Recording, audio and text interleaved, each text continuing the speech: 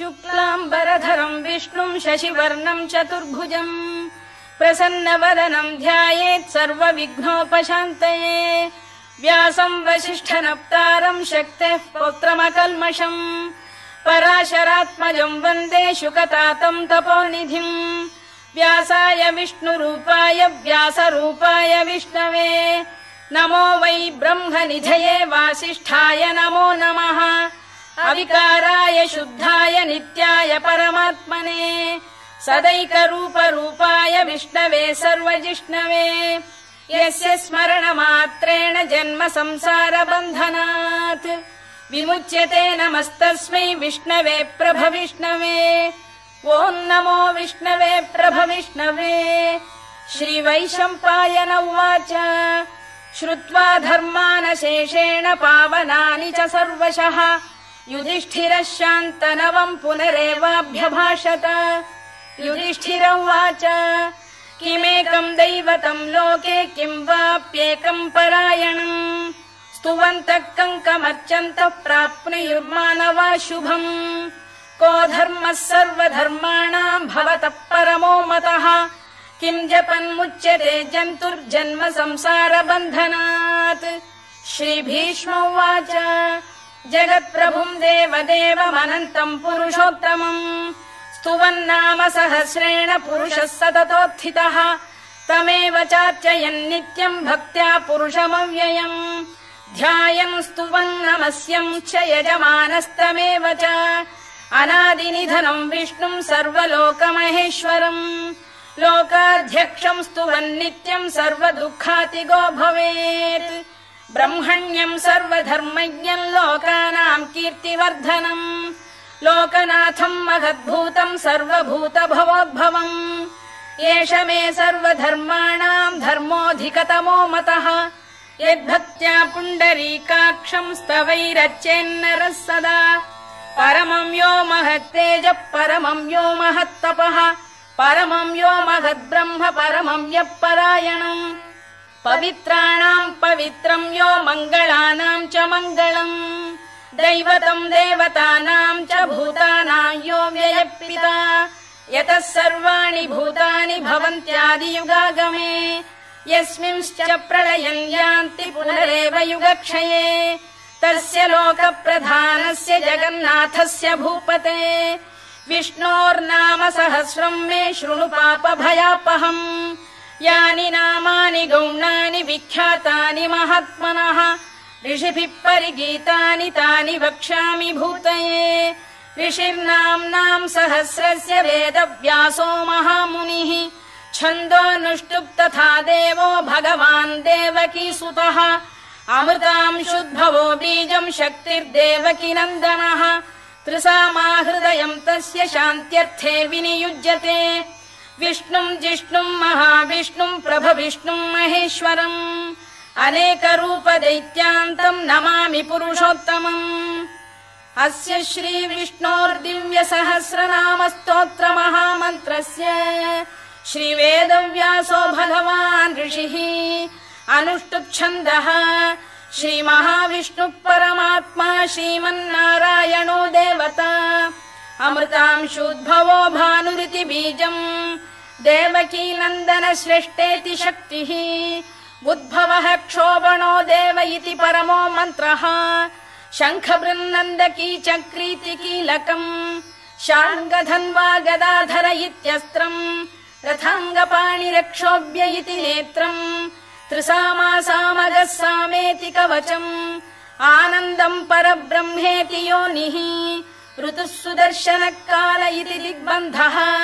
श्रीविश्वरूप इति ध्यानम् श्रीमहाविष्णुप्रीत्यर्थे सहस्रनाम जपे विनियोगः ध्यानम्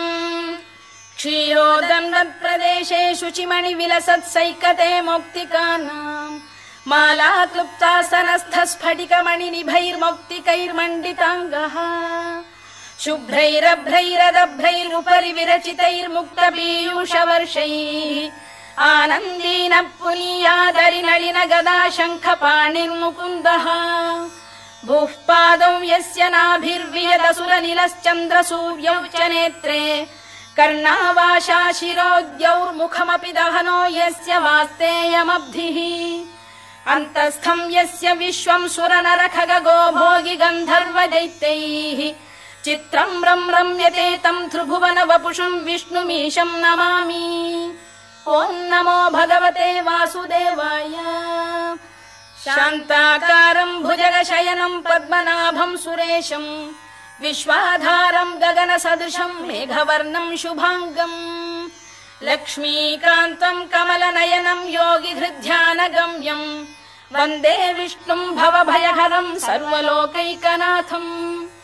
मेघश्यामं पीतकौशेयवासं श्रीवत्साङ्कं कौस्तुभोद्भासिताङ्गम्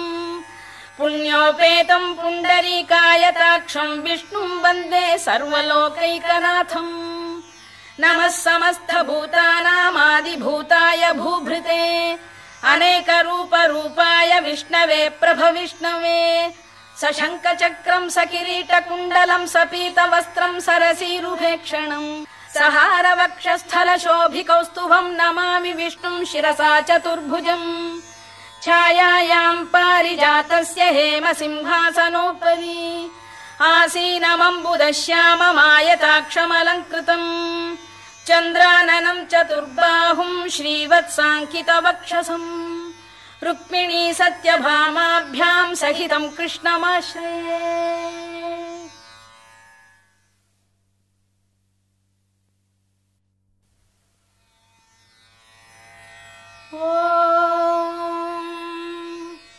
विश्वं विष्णुर्वषत्कारो भूतभव्य भवत्प्रभुः भूतकृद्भूतभृद्भावो भूतात्मा भूतभावनः भूतात्मा परमात्मा च मुक्तानां परमागतिः अव्ययः पुरुषः साक्षी क्षेत्रज्ञोऽक्षर एव च योगो योगविदां नेता प्रधानपुरुषेश्वरः नारसिंहवपुः श्रीमान् केशवः पुरुषोत्तमः सर्वः शर्वः शिवस्थाणुर्भूतादिर्निधिरव्ययः सम्भवो भावनो भर्ता प्रभवः प्रभुरीश्वरः स्वयंभूः शम्भुरादित्यः पुष्कराक्षो महास्वनः अनादिनिधनो धाता विधाता धातुरुत्तमः अप्रमेयो ऋषिकेशः पद्मनाभोऽमरप्रभुः विश्वकर्मा मनुस्त्वष्टा स्थविष्ठस्थविरो ध्रुवः अग्राह्यः शाश्वतः कृष्णो लोहिताक्षप्रदर्दनः प्रभूतस्त्रिककुब्धाम पवित्रं मङ्गलं परम् ईशानप्राणद प्राणो ज्येष्ठः श्रेष्ठः प्रजापतिः हिरण्यगर्भो भूगर्भो माधवो मधुसूदनः ईश्वरो विक्रमी धन्वी मेधावी विक्रमक्रमः अनुत्तमो दुराधर्ष्य कृतज्ञ कृतिरात्मवान् सुरेशः शरणं शर्म विश्वरेता प्रजाभवः अधः संवत्सरो व्याल प्रत्ययः सर्वदर्शनः अजः सर्वेश्वरः सिद्धः सिद्धिः सर्वादिरच्युतः वृषाकपिरमेयात्मा सर्वयोगविनिसृतः वसुर्वसुमनः सत्यः समात्मा संमितः समः अमोघः पुण्डरीकाक्षो वृषकर्मा वृषाकृतिः रुद्रो बहुशिरा बभ्रुर्विश्वयोनिः शुचिश्रवाः अमृतः शाश्वतस्थाणुर्वरारोहो महातपाः सर्वगः सर्वविद्भानुर्विश्वक्सेनो जनार्दनः वेदो वेदविदव्यङ्गो वेदाङ्गो वेदवित्कविः लोकाध्यक्षः सुराध्यक्षो धर्माध्यक्षः कृताकृतः चतुरात्मा चतुर्व्यूहश्चतुर्दंष्टश्चतुर्भुजः भ्राजिष्णुर्भोजनं भोक्ता सहिष्णुर्जगदादिजः अनघो विजयो जेता विश्वयोनिः पुनर्वसुः उपेन्द्रो वामनः प्रांशुरमोघः शुचिरूर्जितः अतीन्द्रः सङ्ग्रहः सर्गो धृतात्मा नियमो यमः वेद्यो वैद्यः सदा योगी वीरः माधवो मधुः अतीन्द्रियो महामायो महोत्साहो महाबलः महाबुद्धिर्महावीर्यो महाशक्तिर्महाद्युतिः अनिर्देश्य वपुः श्रीमान् अमे आत्मा महादृधृत् महेश्वासो महीभर्ता श्रीनिवासः सताङ्गतिः अनिरुद्धः सुरानन्दो गोविन्दो गोविदाम्पतिः मरीचिर्दमनो हंसः सुपर्णो भुजगोत्तमः हिरण्यनाभः सुतपाः पद्मनाभ प्रजापतिः अमृत्युः सर्वदृक्सिंहः सन्धाता सन्धिमान् स्थिरः अजो दुर्मर्षणः शास्ता विश्रुतात्मा सुरारिः गुरुर्गुरुतमो धाम सत्यः सत्यपराक्रमः निमिषो निमिषस्रग्वी वाचस्पतिरुदारधीः अग्रणीर्ग्रामणी श्रीमान् न्यायो नेता समीरणः सहस्रमूर्धा विश्वात्मा सहस्राक्षः सहस्रपात् आवर्तनो निवृत्तात्मा संवृतः सम्प्रमर्दनः अधः संवर्तको वह्निरनिलो धरणीधरः सुप्रसाद प्रसन्नात्मा विश्वधृक् विश्वभुग्विभुः सत्कर्ता सत्कृतः साधुर्जह्नुर्नारायणो नरः असङ्ख्येयो प्रमेयात्मा विशिष्टः शिष्टकृच्छुचिः सिद्धार्थ सिद्ध संकल्पः सिद्धिदः सिद्धिसाधनः वृषाही वृषभो विष्णुर्वृषपर्वा वृषोदरः वर्धनो वर्धमानश्च विविक्तः श्रुतिसागरः सुभुजो दुर्धरो वाग्मी महेन्द्रो वसुदो वसुः नैकरूपो बृहद्रूपः शिपिविष्टप्रकाशनः ओजस्तेजोद्युतिधर प्रकाशात्मा प्रतापनः वृद्धस्पष्टाक्षरो मन्त्रश्चन्द्रांशुर्भास्करद्युतिः अमृतांशुद्भवो भानुः शशबिन्दुः सुरेश्वरः औषधम् जगतः सेतुः सत्यधर्मपराक्रमः भूतभव्य भवन्नाथ पवनः पावनो नलः कामः कामकृत्कान्तः कामः कामप्रदः प्रभुः युगादिकृद्युगावर्तो नैकमायो महाशनः अदृश्यो व्यक्तरूपश्च सहस्रजिदनन्तजित्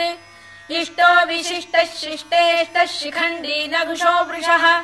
क्रोधः क्रोधकृत्कर्ता विश्वबाहुर्महीधरः अच्युत प्रथित प्राण प्राणदो वासवानुजः अपां निधिरधिष्ठानमप्रमत्त प्रतिष्ठितः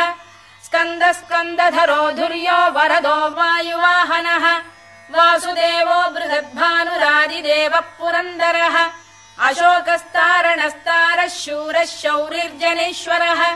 अनुकूलः शतावर्तः पद्मी पद्मनिभेक्षणः पद्मनाभोरविन्दाक्षः पद्मगर्भः शरीरभृत् महर्धिर्वृद्धो वृद्धात्मा महाक्षो गरुडध्वजः अतुलः शरभो भीमः समयज्ञो हविर्हरिः सर्वलक्षणलक्षण्यो लक्ष्मीवान् समितिञ्जयः विक्षरो रोहितो मार्गो हेतुर्दामोदरः सहः महीधरो महाभागो वेगवानमिताशनः उद्भवः क्षोभणो देवः श्रीगर्भः परमेश्वरः करणम् कारणम् कर्ता विकर्ता गहनो गुहः व्यवसायो व्यवस्थानः संस्थानस्थानदो ध्रुवः परधिः परमस्पष्टस्तुष्टः पुष्टः शुभेक्षणः रामो विरामो विरतो मार्गो नेयो नयोनयः वीरः शक्तिमताम् श्रेष्ठो धर्मो धर्मविदुत्तमः वैकुण्ठः पुरुष प्राण प्राणद प्रणव पृतुः हिरण्यगर्भः शत्रुघ्नो व्याप्तो वायुरधोक्षजः ऋतुः सुदर्शनः कालः परमेष्ठी परिग्रहः उग्रः संवत्सरो दक्षो विश्रामो विश्वदक्षिणः विस्तारस्थावरस्थाणुः प्रमाणम् बीजमव्ययम् अर्थोऽनर्थो महाकोशो महाभोगो महाधनः अनिर्विण्णस्थविष्ठो भूर्धर्मयूपो महामखः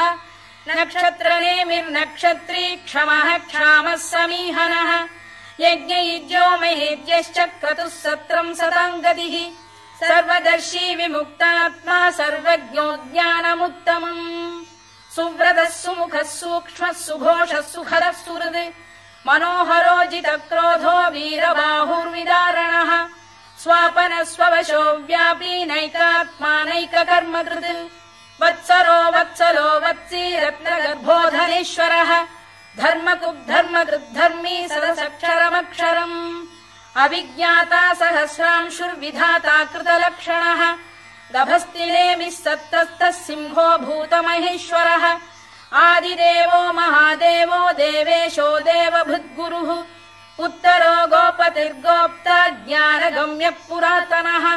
शरीरभूतभृद्भोक्ता कपीन्द्रो भूरि दक्षिणः सोमपो मृतपः सोमः पुरुजिः पुरुसत्तमः